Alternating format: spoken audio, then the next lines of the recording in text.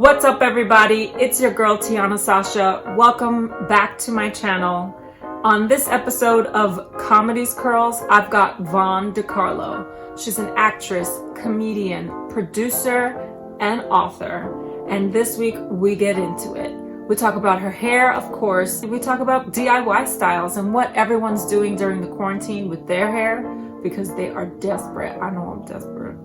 We also talk about her comedy journey, what she's done thus far, how she's gotten there, and where she plans on going. Thank you so much for tuning into Comedy's Curls. Have fun.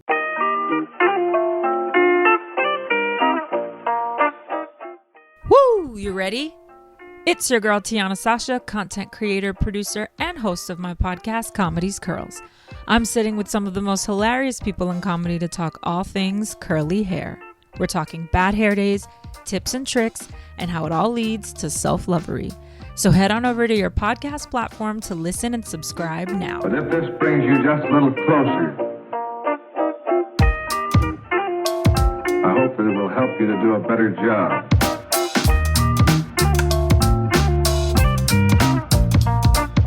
Welcome, everybody. This is Teona Sasha. This week I'm with Decarlo. Woo!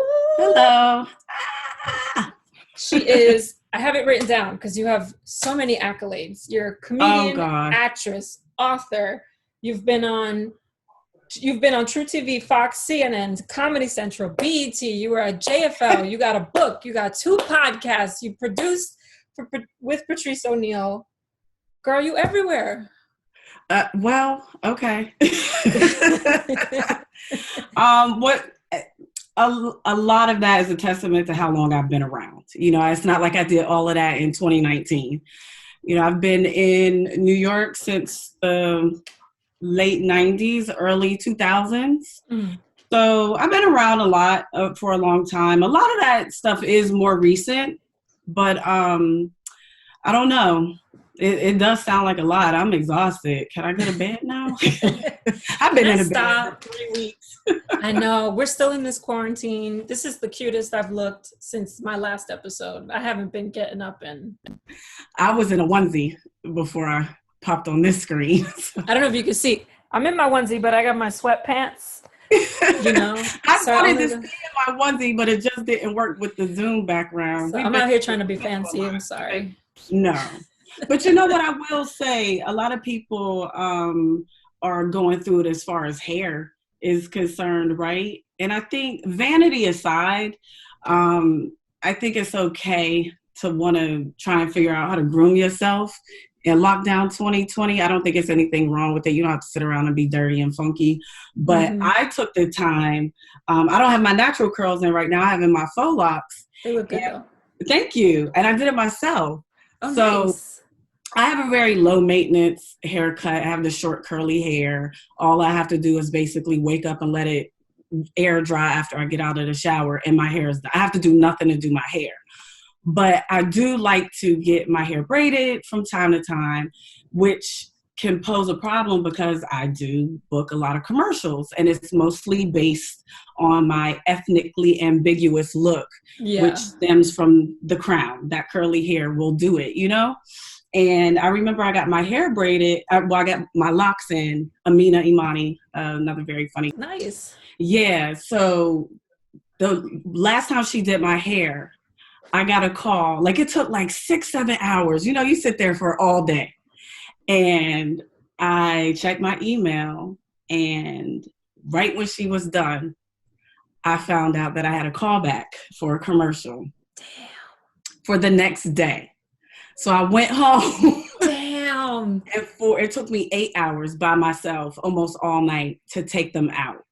And I was like, oh my God, I just can't get my locks when I want them. I just have to keep my commercial look because it makes me money. I booked like 4 commercials over the past 2 years, you know, and the last time I booked a commercial was the early 2000s. Same look, short curly hair. And so there was a long stretch before I had booked another commercial. But once you start popping, you want to keep it rolling. Yeah, for sure. When I go in for casting with this hair, they're like, oh yeah, light-skinned Black woman, we get it. With the curly hair look, you could be anything in the eyes of casting. So Anyway, long story short, coronavirus comes, and one of the things that I've been doing to occupy my mind, I said, you know what, let me take this time, because I've always wanted to learn how to do it myself anyway. Let me take this time to see if I could do my own locks. And then that way I save time, I save money. You can't book Amina anyway, because she's busy doing all her comedy stuff. You can't get an appointment. So I was like, if I learn how to do this myself, and I put it in, it took me like 2-3 hours. And if I had to say longer audition, no, and I'll tell you why in a second. But the whole idea was, at some point in my life, I said that I wanted to learn to do it myself because of that experience I had where I had to take them all out the next day. I was brokenhearted. You know, you spend all that time getting your hair done, and then you got to take it right out. I'm thinking I'm keeping it for the next few months or whatever. And so now I'm like learning, taking the time. One of the things I'm learning, taking the time to do is learning how to do my own hair. So if that ever came up again, I could just take them out, put them back in, whatever, no big deal. It'll be a little bit of a hassle, but not as bad as like described before. And the technique that I use is crochet. Okay. So the front is individuals, and then the back is cornrowed and well, they're all crocheted in, but I did the cornrow technique for the back. So that cuts the time in half. I was gonna say that makes sense, and plus there's no pulling. There's not as much pulling. Oh my God. On the top, because you're not corn rolling and crocheting into the braids. That's the other thing. So you know how it is when you got short curly hair, especially with my style. I have a bang. I've been saying for I don't know how many years I'm gonna grow my hair back. But you know, when it gets to that weird phase, awkward phase. Yeah, you either cut it again or let it grow. I never get past that awkward phase. But now, you know, when I put my locks in, my protective style, now I feel like it feels so light. It's full. It's a lot of hair, but it feels like I have nothing in my hair. And I'm like, my hair is going to be so long when we get out of lockdown in 2025. Did you take a picture just to check, just in case if you have growth or not? Well, they've only been in for 3 weeks. Okay. I just did it. Okay, cool. I just did it. So I'm about to, now that I know how to do it, I want to practice. So I'm going to just be taking them out and putting them in, and I'm going to try some passion twists, some different colors. Do it. You have the time, and nobody's going to see it but you. So if it looks crazy, you could just be like, take this out. Because like I said, vanity aside, I'm not one of those people. If you follow me on Instagram, you know, my Instagram is not a beauty account. You know what I mean? That's not my focus on my social media. So however I look when I decide to post something is just how I look. I'm not really ever done up like a lot of people. So, but if that's your thing, do your thing. Right now, you have to keep your mind occupied, you know? Yeah. I want to try to learn how to cornrow my own hair, because my hair is pretty dense. I don't know if it's kind of wet, but it's a lot. And sometimes you have a lot of hair, yeah. Sometimes I don't want to put it in a bun. I want to look a little bit cuter than just slick back. So I know how to braid other people's hair, but I can't braid my hair. Really? It's the weirdest thing. I tried it, and for some reason, the left braid came out like a real cornrow, and then this one was like all off. I don't know. I got it's the direction that bothers, like it throws me off, because you got to go opposite of what you would do on someone's head, and I get all you like confused me. I think you overthink it. And now you're going to put your thoughts in my thoughts, and I'm going to be trying to cornrow, and I'm going to have to call you like, you fucked me up. Don't listen to me. I'm going to fuck it up.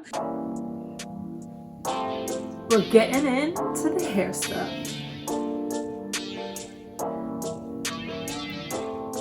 I always had long hair my whole life, so I never really started doing like additional hair or clip-ins or nothing like that until like way later in life. Actually, the past few years, because around, I want to say 2015, I had the worst hair tragic story ever in life. Oh no.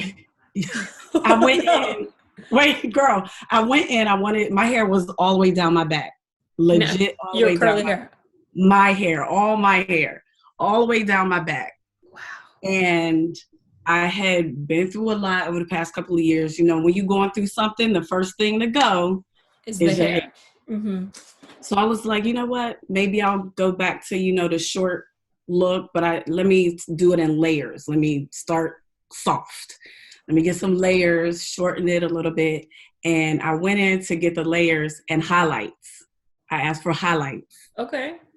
This woman's I don't know if it was her first day or her last day, and she was like, I'm just gonna F everybody up. I walked out looking like Marilyn Monroe. I had blonde hair.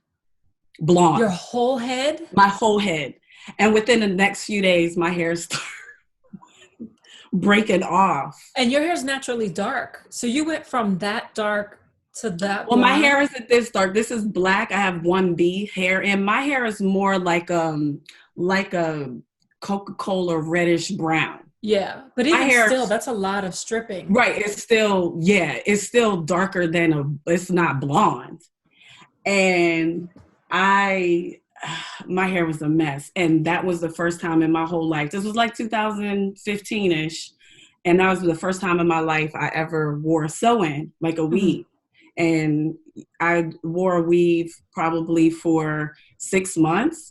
And that was the healthiest my hair had ever been my whole life because I just put it away, put it in them corn rolls. And I don't know how to do sew-in weaves or nothing like that. I went to get it done. And I kept it like that for like 6, maybe 8 months. And then my hair was healthy enough to wear it on its own. And it's just been short and curly in that short curly style ever since. That's so I'm cool. like, I want to grow my hair back, but it's such a conflict, especially in this business, because it's like, well, you have to keep one look. What look works for you? All of that crap. And I know on one end, my short curly hair definitely books me commercials. But at the same time, I don't always want to. I do want to put my hair away, let it grow. I love this style on me. It's fun, but you can't be like Lisa Bonet all the time. Sometimes you got to be Tracy Ellis Ross. It's true. And I feel like, does Lisa Bonet want to cut her locks? Is she like over the look society has put her in, or is she truly rocking that from the heart? That's a good question, because we're women and we do like to change. Like I'm a Cancer, but I'm on a cusp of Gemini. So I will change my mind about what I change my clothes like 3-4 times a day before I leave. I can't make a decision. I will literally, the way I dress and everything I do is based on my mood. So if my mood changes before I walk out that door, I might change my clothes. I'm a typical creator. I'm just always in black. This is like the most color I have in my wardrobe. Really? You'll always see me in like black shirt, black sweatpants, black pants, everything black. I tend to go for more of the earth tones. Yeah. Earth tone colors. Sometimes I like bright colors and colors like what you have on. I have some stuff like that. My daughter told me that bright colors and those skin tone colors kind of wash me out and make me look fat. Oh my God. Damn. I raised the honest child. We don't bite our tongues much, but I like that.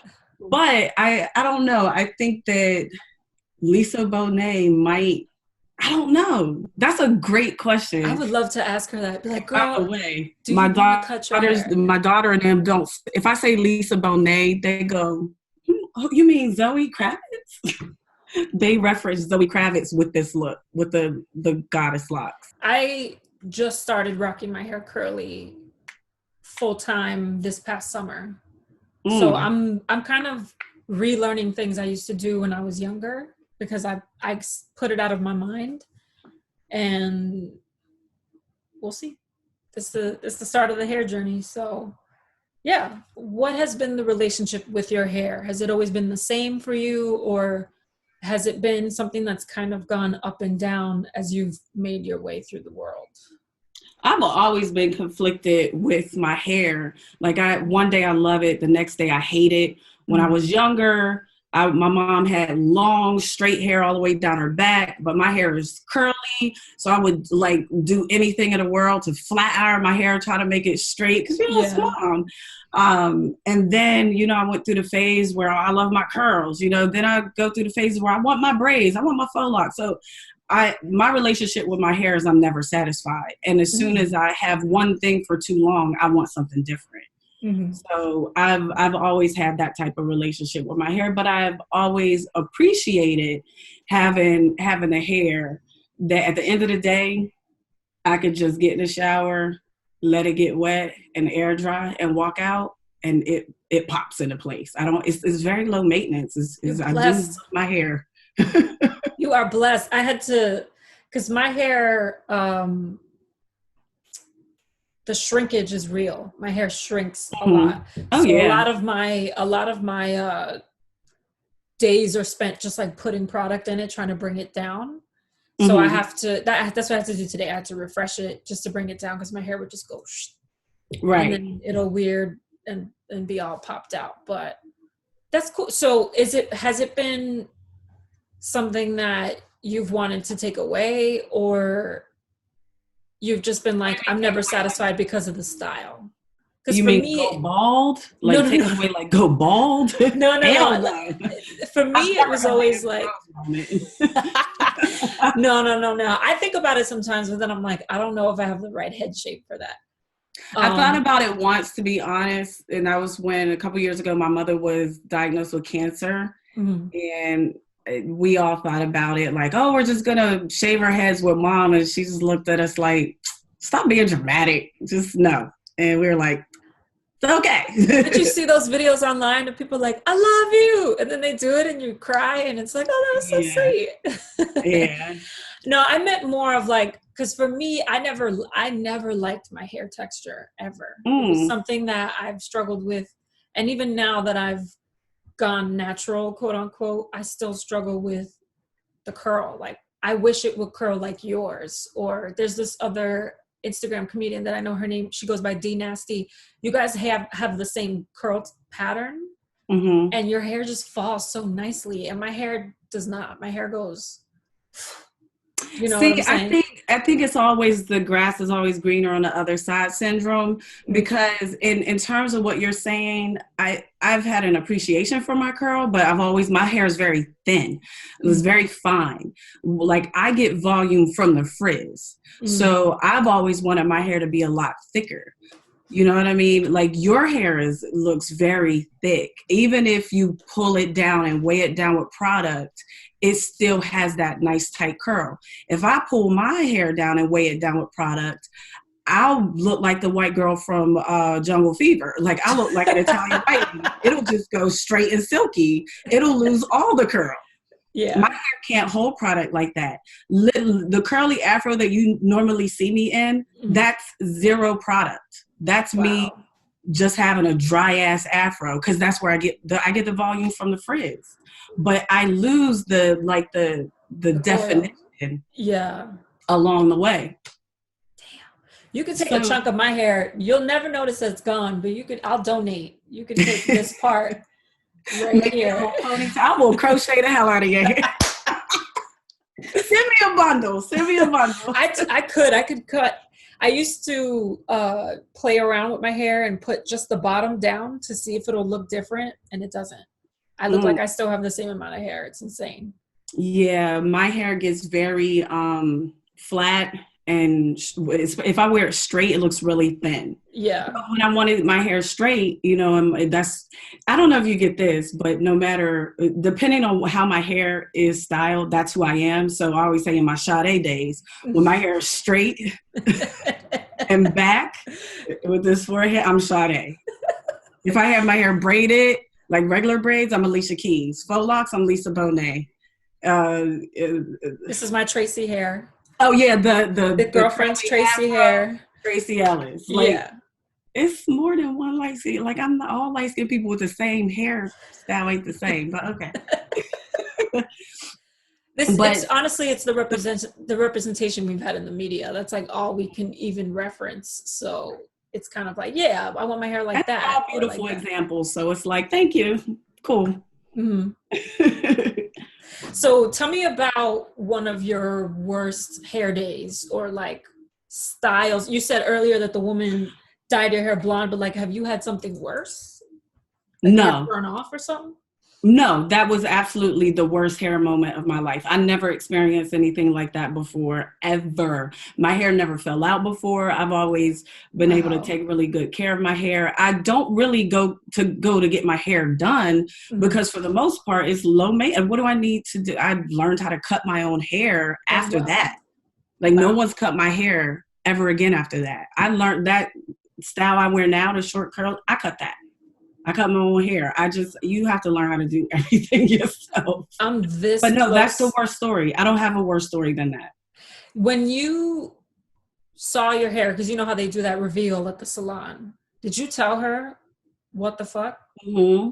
You told, and Mm-hmm. what did she say? She said some bullshit. It was so long ago, I can't remember the exact words, but I think she was trying to blame it on the picture that I brought in. The picture that I brought in that I was showing her was Yeah. not for the highlights. It was for the layers. Yeah. And even the girl in the picture that I showed her for the layers had light hair, but it wasn't platinum blonde. Like it wasn't blonde. It was like that dirty, like kind of light brown Yeah. color.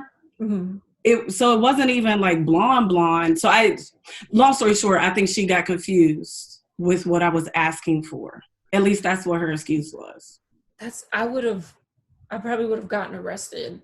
I take my hair very seriously, and I Girl, think I would have yoked that lady. Just I didn't know. It was so shocking. I didn't know what to do. I really didn't. I tried to embrace it like, okay, God wanted me to have blonde hair. Here we go.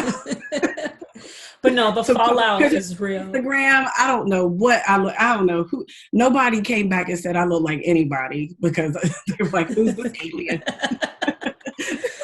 That's so funny. That's crazy. I went blonde, but I did it myself. So my hair fell out because I was out here being crazy. I don't like my like I said, my hair is lighter than what I normally like it. I Mhm. like the darker hair on me. My hair grows out like dark brown to like a off black, but Mhm. it turns red. That's true And for a lot of people of color, though. I feel like it washes me out and makes me look sick, or it could be, from high school when they called me Sissy Spacek. Oh my God. Maybe it's built-in trauma because they Listen, I get it. basic because my hair turned red. I get it. I'm the light skinned Latina of my friends. So I Mm-hmm. was always like the ghost. They call me Casper. I joke around and call myself Morticia Adams. I have a lot of Mm-hmm. clothes on right now, but I'm normally just invisible white. You are. When we were at the cellar, I think Keith Robinson calls you He called young me Mini Vaughn Vinny or Vaughn. Young He Vaughn. called you I was like, girl, basically he calling you white as hell. That's fine. I get it a lot. I get it a whole lot. I'm a white Afro Latina. That's just Mm-hmm. really what it is. Well, you're gorgeous. Thank you. You as well. I mean, I remember you because of how pretty you are. Like I didn't know your name first. I know your beauty. And I'm like, I know her. I've seen her before. And so it was cool that we've been able Oh, thank to you. say hey, of course. Let's play a little game. So we're gonna Thank play you. questions in a hat. Okay. These are just thought-provoking questions. They vary from hair, career, and comedy. But basically, I'm just gonna shake it. You tell me to stop, and I'm gonna just choose the first question that I pick. Okay. All right. Going And stop. Okay. First question. If you weren't doing comedy, you would be doing what?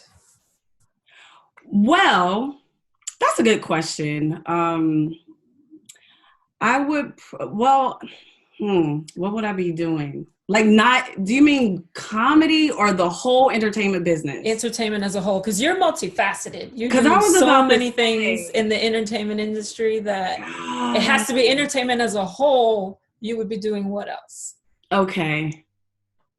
I was gonna say, because I'm a producer and a writer by trade, but I'm a performer by heart. But that's still in the business. Okay, I got it. And this is based on my sister. Because Okay. my mother, everybody was like, you should have been a damn lawyer. There it I is. get that a lot too. Do you argue with people? Is that what it is? I don't argue with anybody. I don't like arguing. What I feel people confuse arguing with I just be knowing what I'm talking about. That's funny. Okay, here's something else too that's a little bit more spiritual and deep. I had a journalism scholarship, and I know that's in the writing realm, but I don't think television news, well, it is, but back in the day, it wasn't supposed to be entertainment. It was supposed to be just news. It's still a whole different caliber of TV. You got to be something specific for news. Right. So I had a journalism scholarship, and because I was told if I wanted to be in TV by my guidance counselor that I should do something practical. And I'm a great writer. I had this journalism scholarship. I should take the scholarship, blah, blah, blah. Mm-hmm. Long story short, I left that journalism scholarship and ended up going to an art school and getting a production degree and moving to New York with mindfulness that, I want to do comedy. I want to do all of these things. I'll just know how to produce my own stuff and write my own stuff. And you just use my trade skills for what I want to do as a performer. And then ironically, you cut to our current state of comedy the past few years, because one of the things that I hated about journalism was I was like, they're literally teaching us how to deliver television news with a slant. They're saying that it's not biased, but it's biased. And I was turning into like, my power. I was losing my mind. I was like, I can't lie. Yeah.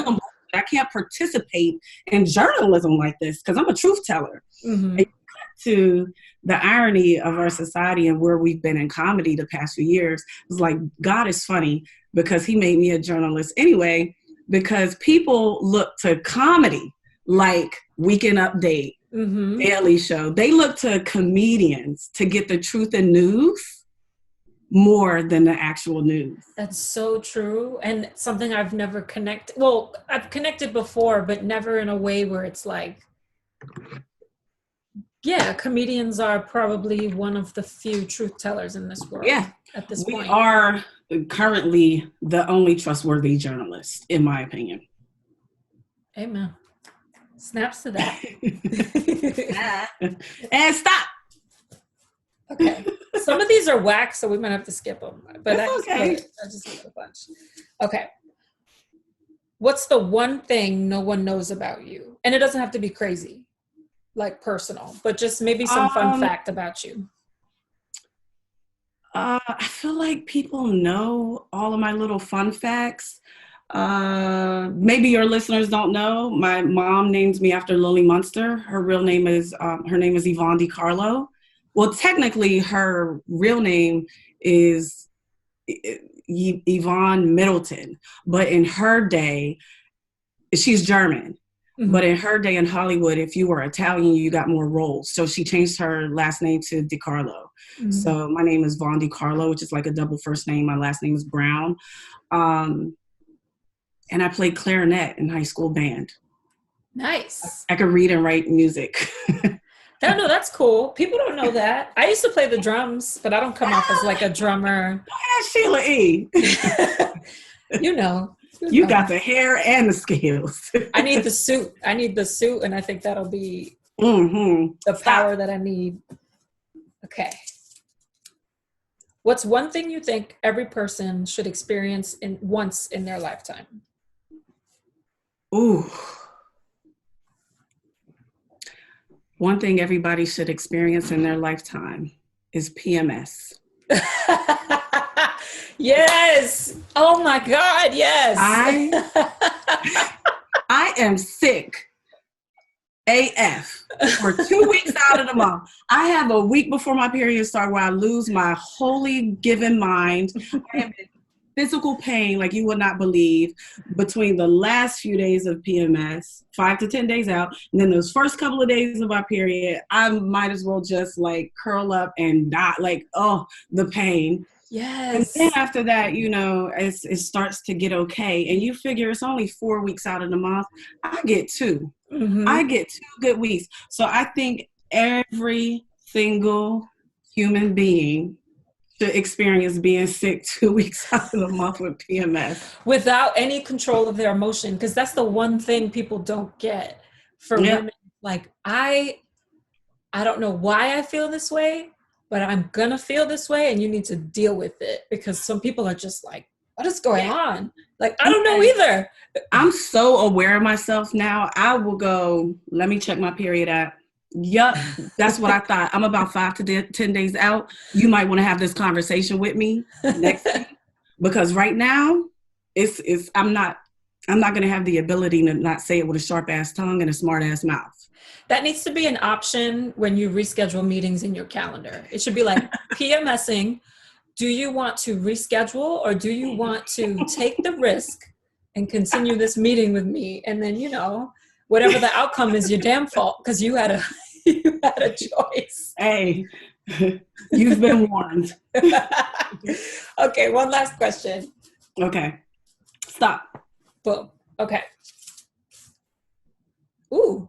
Well, we know this. God. We know this about you. So let's do another question. Okay, good. It was a hair dry question. You said you air dry, so. Oh, okay. Oh, stop! I forgot to tell you to stop. It's okay. Okay. I was like, why is she just shaking her head? She's still going. What is a comedy goal you're looking to reach now at this point in your career? Oh, that's an easy question. I want to be a solid, respected, well-established comedian, and that will take my whole life to achieve. Mm-hmm. I do not do hacky, easy material. I challenge myself. My comedy comes from my truth, mm-hmm. and I am working at being better at observational and getting outside of myself, mm-hmm. and as well as staying within my personal experiences. But ultimately, I've been around long enough again to say easily that all of this comes and goes. But prior to coronavirus, the one thing that I used to say is stand-up comedy is the only thing that will never go away, because I could have a hit movie tomorrow and then nothing for 6 years. But I could travel. I could be on the road as a comic. I will hope to someday be able to do theaters, you know, and I don't want to be known as like that female comic, or oh, she's funny to be pretty, that whole thing. Like, she's funny, or like the whole like she's funnier than I thought she was situation because of your beauty. Yeah. Right. I get that all the time. And one of the things that I'm not like a clean comic, I wouldn't say that, but I don't do sexual material really. I don't do vulgar material. I don't do like what I would consider to be low hanging fruit. Like, I have the ability to do really thoughtful, well put together bits and material that doesn't necessarily get an easy, quick laugh. I'm willing to go through the process of maybe this ain't gonna work, to find out, because at the other end of that could be a brilliant joke, brilliant bit, as opposed to, here goes some bits about my titties. It's just not interesting. And I know what I look like. I've been in this body and this face my whole life. I know when I get on stage, before I even open my mouth, I have a lot to get through, of people's preconceptions. I call it pretty girl problems. It's, I don't mean to say it in a conceited way, but there's a misconception about the way one carries themselves and how that equates to intelligence. So I totally understand why you don't lead with the sex. Like for Yeah. me, being a Latina, what's the first thing you think about when you say Latin? Spicy, hot, flagrant. Everything is always very vibrant. And that's fine. That's how I carry Right. myself. But I want you to know that I'm an educated person. I want you to know Right. that I'm creative and that I'm probably more qualified than some of the people in this room. Right. So I get it. I get it for sure. And it's no judgment if people want to.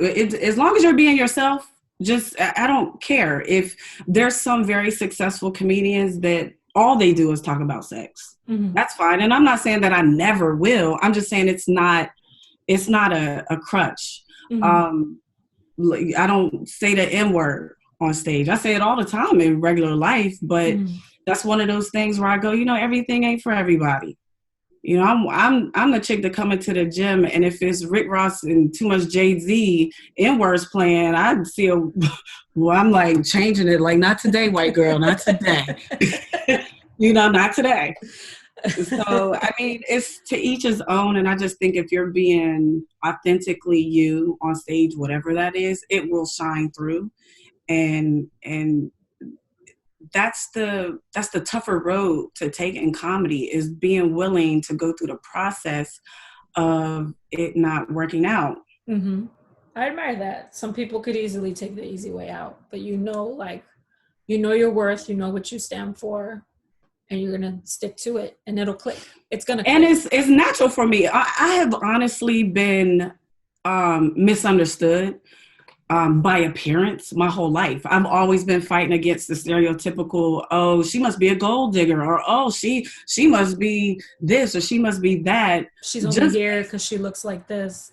Right. So it's like I think that's a large portion of where that survival kicks in, the self-deprecating comedy and all of that snapback, clapback stuff happened. That was high school, junior high, so it just comes very natural to be living in a skin that's opposite that what people think that skin is, really. And I thrive in that realization when someone finally sees past what they thought of me. I'm like, haha, I told you, I'm not like that. Where's my written apology? Well, thank you, Vaughn. I really appreciate you being on the show. It was very fun. I try to make it fun. It's not all about hair because, some people don't have curly hair like us, but they can still tune in, learn about you, things like that. I know we're in Corona right now, so we don't have any shows booked or anything, but what's maybe something we could catch you next on going forward? Oh, I don't even know. Just follow me. Just follow me on my social media to stay up to date. I'm horrible at plugs. I will say, right now, you can read my book for free on Kindle, on Amazon. So if you go to grownafcomedy.com, you get links to all my social media, my podcast. It really does help me if you're downloading and leaving 5-star reviews. And if you're reading my book, leaving reviews on Amazon, all of that pushes you up in the, is it algorithm or whatever, and helps you get noticed by other people. So I just joined TikTok. Girl, I don't know what I'm doing, but hey, follow me on TikTok too. I've been posting my comedy stuff on TikTok, but I made one specifically the other day. It took me an hour. Girl, I was sweating. I was like, this is work. I don't know what it is for me yet, but the first couple of videos I put up are kind of fun. I don't think anyone knows I'm there, but all my social media across the board is my name, @Decarlo. Yep. Oh, there you go. You can find Vaughn right there. Yeah, that thing. And again, grownafcomedy.com will get you links to my book. Reading my book is, it's an easy read. It's a good read. So I don't know. Find me online. I'll be doing something. Google it. Well, thank you so much. This is Comedy's Curls, where we talk about curly hair problems in a straight haired world. My name's Teona Sasha. There we go. You can find me there. We must be PMSing. Our periods linking up. Comedy's Curls. Tune in next week. Thank you so much. Bye.